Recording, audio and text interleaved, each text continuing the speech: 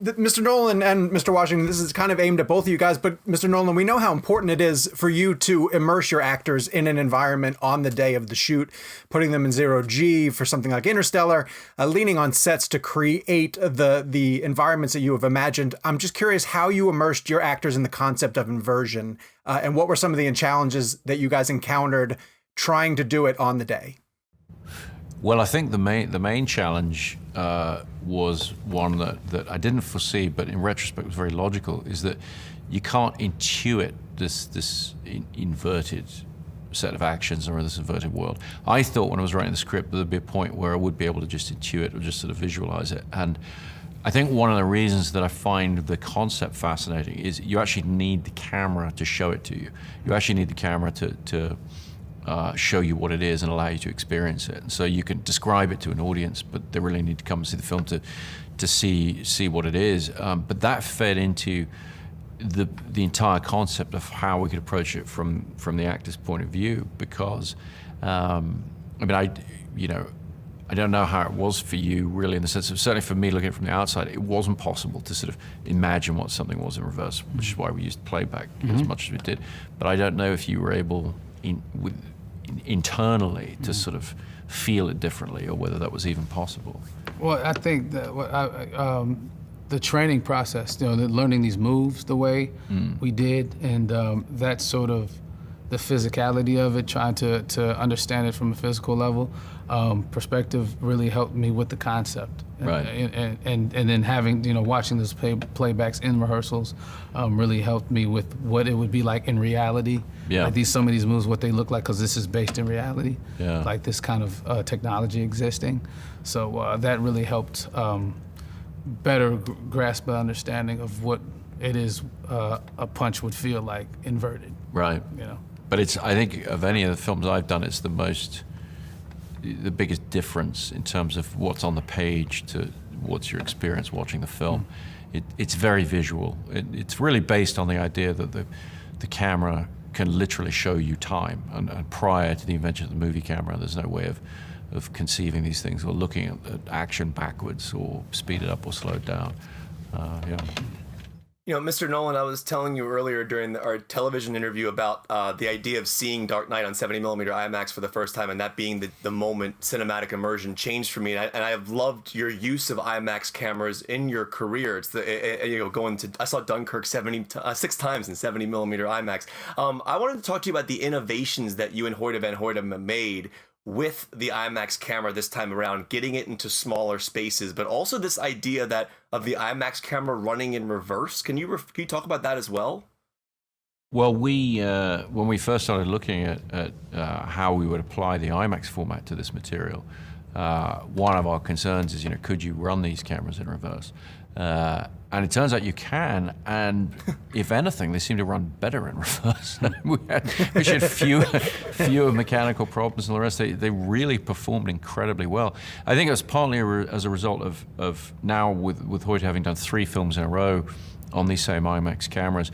Each time we're refining them, he and his crew and the engineers at IMAX and at Panavision, they're coming together to just make the equipment work better and better every time. And we've become sort of bolder and bolder with trying to find ways to just use them even in the more intimate moments of the film, and really get them into the smallest spaces possible and get them into trickiest locations, and never really give up on that. And one of my favorite shots in the film, which is a bit of a throwaway, is the shot looking down at the bow from the boat where you see the waves running back. Oh, yes. That's the opening of trailer 2. The opening of the opening of trailer 2, pardon me. But that was one where we were on this icebreaker, and we would, I sort of thought, let's try and get a camera out there somehow and stick it to the side of the hull. And Hoyte and Ryan, our key grip, I mean, they found a little porthole in the bow of the ship and built a track that we could just roll it out and then use a stick to sort of tip the camera down. And, it was a very, very complicated shot to get, but it's things like that I don't think we would have dared to do with those cameras, when we were starting out with them on The Dark Knight. And we've just, over time and experience, you wind up using it as you would any other format, and that really frees you up. What about Horton jumping in a turnstile though, with the following me, with the? Well, yeah, they jumped. All of that stuff. He's doing his own stunts, man. This is true. He's doing his own stunts. No, I mean, that's the thing is he over these last 3 films, he's just taken that handheld approach to the cameras and really, yeah, exactly as you're pointing out, just jumping to the turnstile behind you and whatever. He just and on Dunkirk, there was a lot of just floating out there. He and I just floating in water with a little, like a boogie board with the camera sitting on it, and just because he wanted to break down, as he put it, the barrier between being above water, being below water, and in this case, he knew how important it was to us to just be with the protagonist all the time, looking over your shoulder, going through the situation with you. And he did an enormous amount of work with this remote head, this automatic head, so that we could mount the camera in the car with these guys and just shoot over their shoulders as they're actually driving, as John David and Rob are actually driving through the chase, and just really get in the car with them, in the way that you would have in the 70s with like an IMO, 35mm camera or something, just sat in the back seat. He was able to give us a technical approach to doing that with this giant camera. Wow. Well, guys, there's such a great moment in the movie where the protagonist is sitting opposite Michael Caine's character, and he basically tells him, look, if you want to pull this off, you got to wear nicer suits, man. That's the only way you're going to be able to pull it. And it's such a great moment. But I was just sort of curious for you, Mr. Washington, as an actor, for you, Mr. Nolan, as a filmmaker, what did you have to adjust about yourself in order to pull off this movie?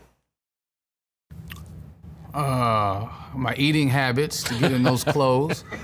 A little more Pringles. Yeah, which Chris caught me cheating one day. I mean, I can't, but it was crazy how he did. But we don't need to get into details. He caught me, though. We'll just say Pringles were involved, They were, you can't eat just one.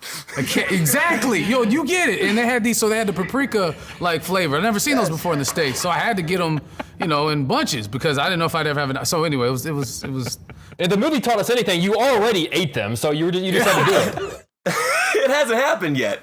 Listen, I got into the suits, all right? I got into them. We were fine. We were good. It worked out.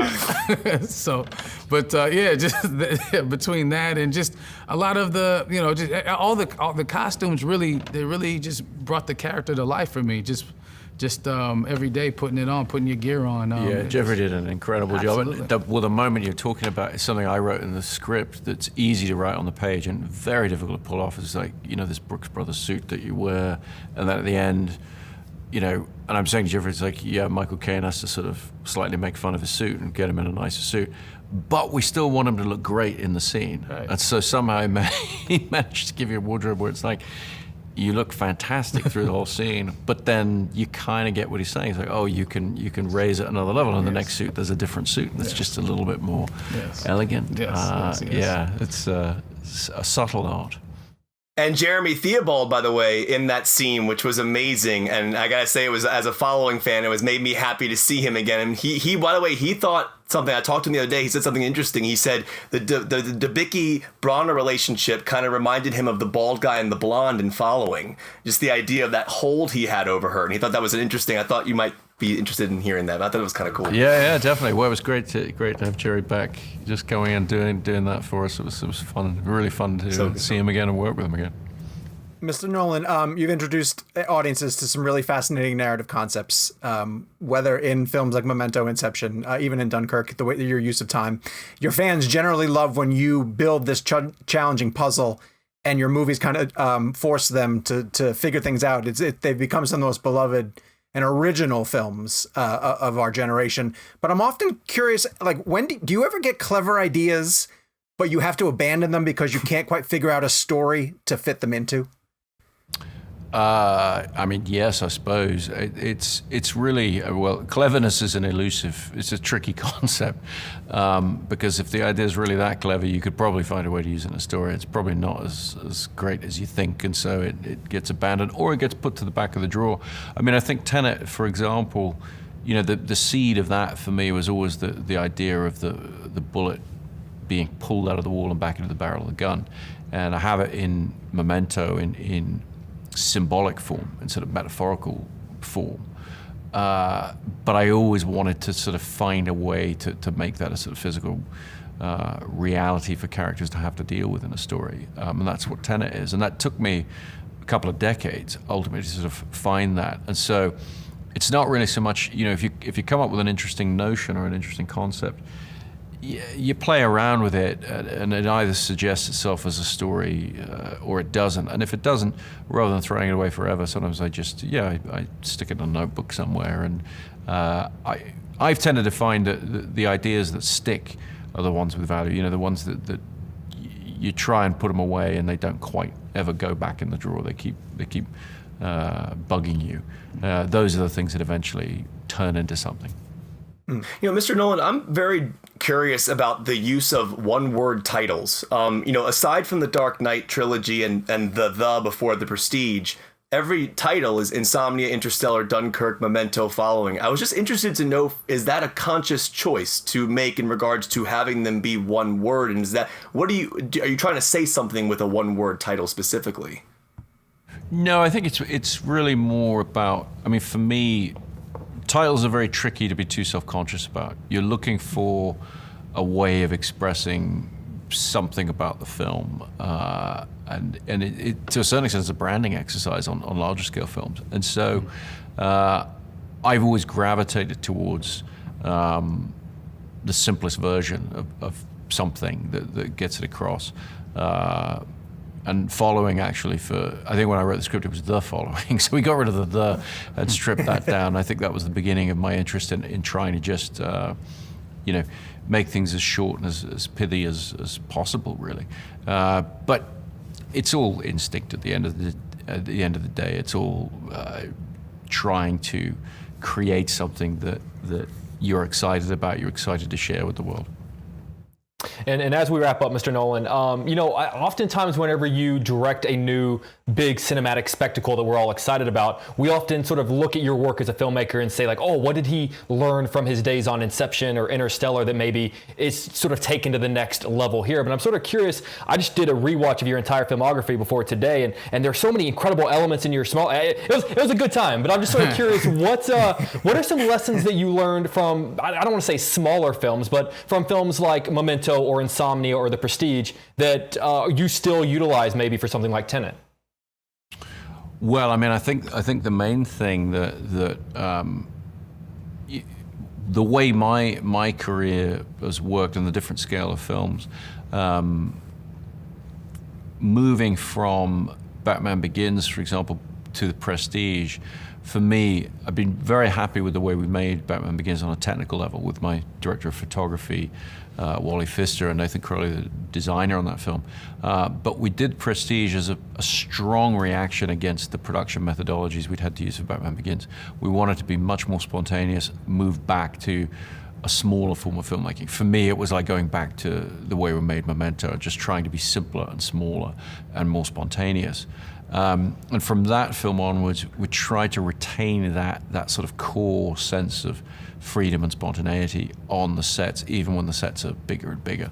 And so now working with Hoyte van Hoytema on the last three films, still with Nathan Crowley and so forth, we try and create an arena for the actors and the crew to come into and then operate in a more spontaneous manner. And that's something we kind of learned on the smaller films, because I started off making films where it was, me with a camera on my shoulder and a couple of actors in a room, or saying, okay, we can go shoot in this restaurant for a couple hours, just go in there and I'll put the camera up and we'll just get the scene. And over the years, the film's getting bigger and bigger. Eventually you come back to, that needs to be there at the core of it. It has to be about the performers. It has to be about how they interpret the words. That has to be the center of what you're doing. And so we've tried to find ways to retain that even within the big machine that is a large-scale action film. Mr. Nolan, we're getting the 1 minute wrap. Sean's going to wrap us up. I just have to ask you one simple question, something I've wanted to know since I saw the first trailer. How are you flipping a car in reverse as we're moving forward in action in the same frame? How are you doing that? That's insane. Well, you don't want to know everything about how things are made, surely, Kevin. Got to be a little bit of mystery, right? Yeah, definitely. Mr. Nolan, we are tremendous fans. We've been doing this podcast for 3 years. For some really odd reason, we have ended every single episode by yelling Dunkirk. When we started, we were an awards blend podcast. You were in the heat of the Oscar race, and for some reason, we just shouted Dunkirk, and it stuck, and everyone loved it. And I just, would you please do us the honor of saying Dunkirk as loudly as you would like to? I don't really do loud, but I think, why don't you guys do it, and I'll join in. All right, that sounds great. So we'll do 3, 2, 1, Dunkirk. Ready? 3, 2, 1. Dunkirk!